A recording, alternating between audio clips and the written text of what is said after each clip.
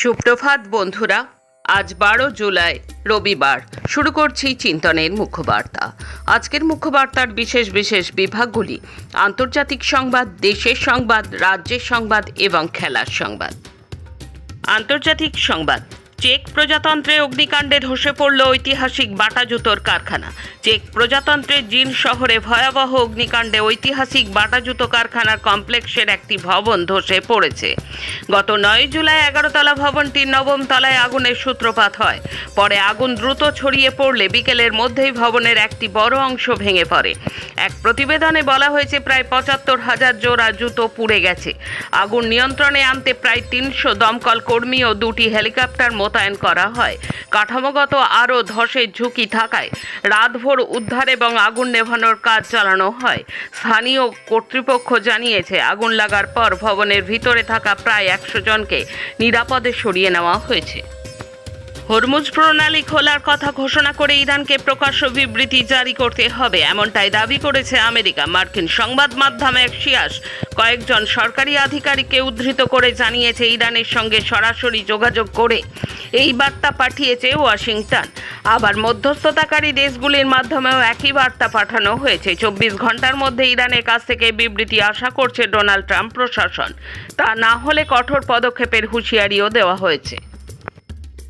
বাবার শেষকৃত্যে উপস্থিত থাকতে পারেননি, প্রাণের ঝুঁকি থাকায় তাকে গোপন আস্তানায় থাকতে হয়েছে। সেই আস্তানা থেকে এবার বাবার খুনের প্রতিশোধ নেওয়ার অঙ্গীকার করলেন ইরানের সর্বোচ্চ ধর্মীয় নেতা মুস্তফা আলী খোমেনি।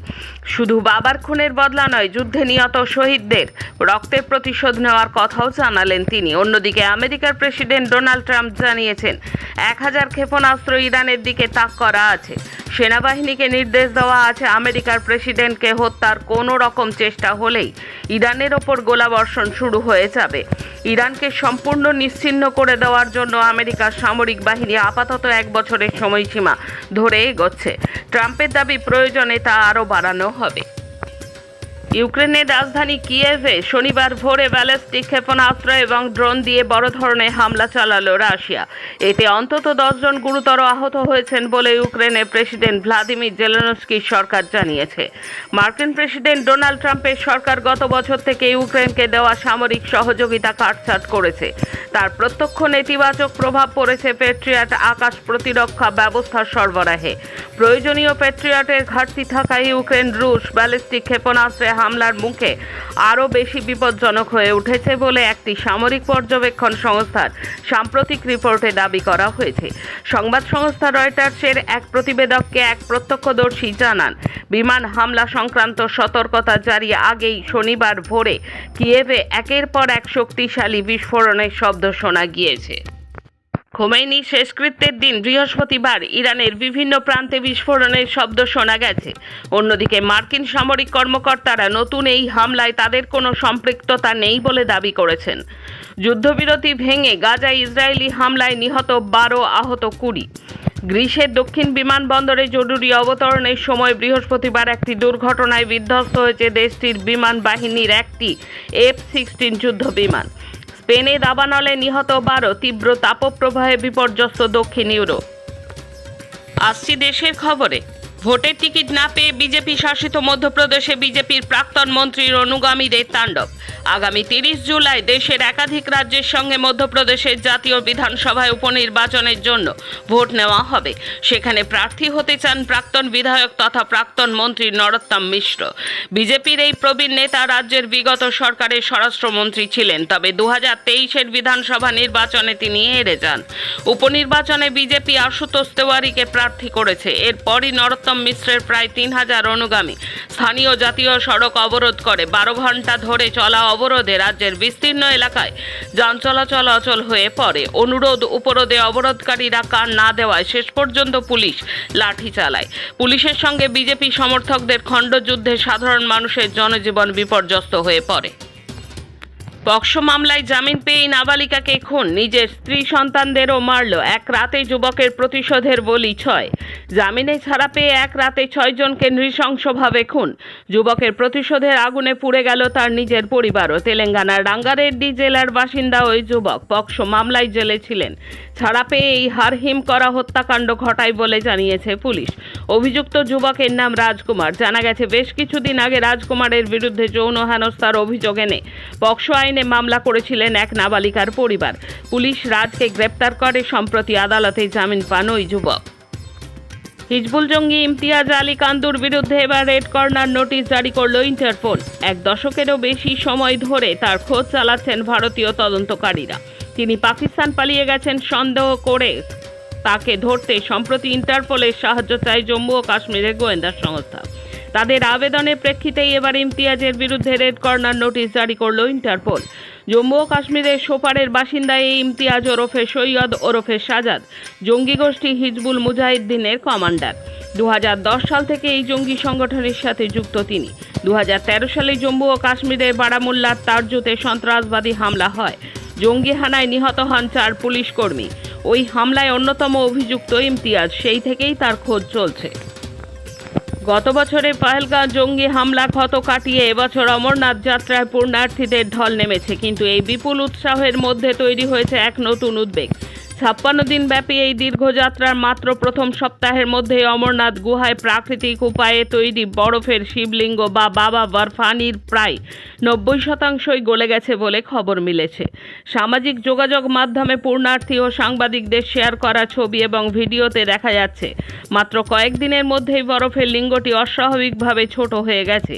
এই ঘটনা হিমালয়ের ভঙ্গুর পরিবেশের ভারসাম্য এবং তীর্থযাত্রার ব্যবস্থাপনা নিয়ে নতুন করে বিতর্ক উস্কে দিয়েছে। পুরীর রথযাত্রা নির্বিঘ্নে এবং সুষ্ঠুভাবে সম্পন্ন করতে আঁটোসাঁটো নিরাপত্তার ব্যবস্থা করেছে উড়িষ্যা সরকার। সড়ক পথে যেমন নজরদারি চলবে, তেমন সমুদ্র থেকেও চলবে নজরদারি। বাহিনীর চোখ হয়ে আকাশে উড়বে ড্রোন। শহর জুড়ে প্রায় 13,000 পুলিশ কর্মী মোতায়েন করা হবে। সঙ্গে থাকবে 15 কোম্পানি কেন্দ্রীয় বাহিনী। আমি গান্ধী নই, নাগরিক দায়িত্ব পালন করছি মাত্র, সংসদ ভবন অভিযানে যোগ দেওয়ার আহ্বান জানিয়ে বললেন ওয়াংচুক। মুখ্যমন্ত্রী হেমন্ত বিশ্ব শর্মার হুমকির পরোয়া না করি না, বলল এসএফআই। এখন রাজ্যের খবর। পশ্চিমবঙ্গ অভিন্ন দেওয়ানি বিধি 2026-এর খসড়া বিলটি পর্যালোচনা করার জন্য 9 সদস্যের একটি কমিটি গঠন করল সরকার। রাজ্য সরকারের পক্ষ থেকে যেই বিজ্ঞপ্তি প্রকাশ করা হয়েছে তাতে বলা হয়েছে, সুপ্রিম কোর্টের অবসরপ্রাপ্ত বিচারপতি রঞ্জনা প্রকাশ দেসাইয়ের কমিটির চেয়ারপারসন। আগামী আগস্ট মাসের অধিবেশনে এই ইউসিসি বিল বিধানসভায় পেশ হতে পারে বলে জানা যাচ্ছে। সরকারি বিজ্ঞপ্তিতে স্পষ্ট জানানো হয়েছে, ভারতের সংবিধানের নির্দেশমূলক নীতি 44 নম্বর অনুচ্ছেদের ওপর ভিত্তি করে এই পদক্ষেপ নেওয়া হচ্ছে।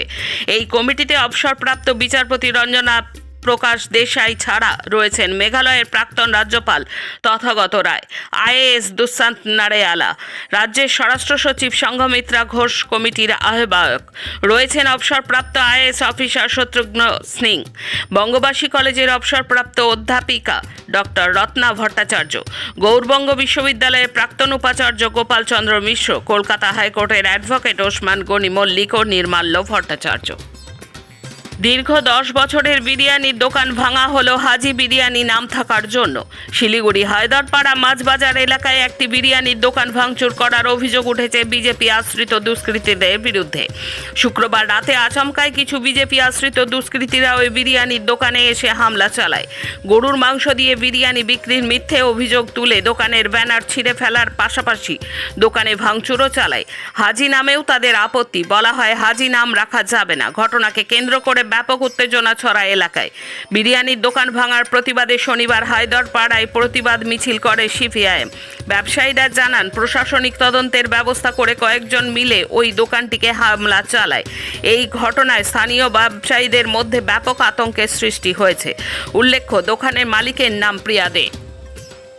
অন্নপূর্ণা যোজনার টাকা তুলতে গিয়ে চক্ষু চড়কগাছ হওয়ার উপক্রম। ব্যাংক অ্যাকাউন্টে 740,68,00,000 টাকা দেখতে পেয়ে হতবাক হয়ে যান মেহেরুন্নেসা। ফাঁসি দেওয়া এবং ময়নাগুড়িতে এই ঘটনায় উদ্বেগে রয়েছেন দুই মহিলা। উদ্বিগ্ন তাদের পরিবারও। শিলিগুড়ি মহকুমায় ফাঁসি দেওয়া ব্লকের বিধাননগরের কচুবাড়ি গ্রামের ঘটনা। এমনই আর একটি ঘটনা ময়নাগুড়ি ব্লকের সাপ্তিবাড়ির 2 গ্রাম পঞ্চায়েতের যোদ্ধাটারি এলাকায়। অন্নপূর্ণা যোজনার টাকা দেখতে গিয়ে এক মহিলা দেখেন নিজের ব্যাংক অ্যাকাউন্টে প্রায় 759 কোটি টাকা ঢুকেছে। ময়নাগুড়ি থানায় বিষয়টি জানিয়েছেন ওই মহিলা শেফালি রায়। তার স্বামী সুকাতু রায় পেশায় একজন কৃষক। শেফালি রায় জানান যে তার ওই অ্যাকাউন্টে মাত্র 3200 টাকা ছিল, কিন্তু ব্যালেন্স চেক করতে গিয়ে তিনি দেখেন অ্যাকাউন্টে জমা হয়েছে প্রায় 759 কোটি টাকা। ময়নাগুড়ি থানার আইসি সুবল ঘোষ জানায় বিষয়টি নিয়ে সাইবার থানায় অভিযোগ জমা হয়েছে। টাকা কিভাবে কার অ্যাকাউন্টে এলো তা নিয়ে তদন্ত শুরু হয়েছে। নির্মাণে পুকুর চুরি করেও ফি দিলেই বৈধতা, পুরো অডিটে হতবাক সিএজি। কলকাতা পুরো এলাকায় 2023-24 ও 2024-25 অর্থবর্ষে যথাক্রমে 294 ও 252টি বেআইনি নির্মাণের ওপর সমীক্ষা করেছিল সিএজি। সেই অডিটে তারা দেখেছে বেশিরভাগ বেআইনি নির্মাণের ক্ষেত্রেই পুরো বিল্ডিং আইন মানা হয়নি। সিএজির অডিট রিপোর্টে দেখা গেছে যে কলকাতা পুরসভা বিল্ডিং আইন কঠোরভাবে প্রয়োগ না করে জরিমানামূলক ফি নিয়ে বড় বড় নিয়মভঙ্গ কেউ বৈধ করে দিয়েছে। নকশা অনুমোদন না করানো, অগ্নি সুরক্ষা বিধি বুড়ো আঙুল দেখানো এবং সরকারি জমি দখলের মতো গুরুতর অভিযোগ রয়েছে। এই বহুতল ভবনগুলিতে পর্যাপ্ত পার্কিংয়ের জায়গা নেই, সিঁড়ি অত্যন্ত অপর্যাপ্ত এবং জরুরি পরিস্থিতিতে বেরোনোর পথ মারাত্মক ত্রুটিপূর্ণ। শেষে খেলার খবর। হারের মুখ থেকে ফিরেও হার মুচোভার। 3 সেটের লড়াই জিতে গ্র্যান্ড স্লাম নোসাকোভার। নতুন চ্যাম্পিয়ন পেলেও উইম্বলডন। পিছিয়ে পড়লেও হার মানেননি ক্যারোলিনা মুচোভা। খেলা 3 সেটে নিয়ে যান তিনি, কিন্তু শেষ পর্যন্ত পারলেন না। 2.5 ঘন্টার লড়াই জিতে চ্যাম্পিয়ন লিন্ডা নোসাকোভা। 2 ঘন্টা 28 মিনিটে তিনি সেটের লড়াই জিতে 6-2, 5-7, 6-3 প্রথম গ্র্যান্ড স্লাম জিতলেন চেকিয়ার নোসাকোভা। ফিফা বিশ্বকাপে ইংল্যান্ড ও নরওয়ের মধ্যেকার কোয়ার্টার ফাইনাল ম্যাচে ইংল্যান্ড 2-1 গোলে জয়লাভ করে সেমিফাইনালে পৌঁছেছে। অন্য কোয়ার্টার ফাইনালে লিওনেল মেসির আর্জেন্টিনা ও সুইজারল্যান্ডের মধ্যেকার ম্যাচটি অনুষ্ঠিত হয়েছে। প্রথমার্ধ শেষ। আলিস্টারের গোলে এগিয়ে থাকলেও স্বস্তিতে নেই মেসিরা। সুইজারল্যান্ডের গতিশীল ফুটবল সমস্যায় ফেলেছে আর্জেন্টিনাকে। শেষ আটের লড়াইয়ে লিওনেল মেসির আর্জেন্টিনাকে কড়া চ্যালেঞ্জের সামনে ফেলতে পারে সুইজারল্যান্ড। আজকের মুখ্য বার্তা এই পর্যন্ত। নমস্কার।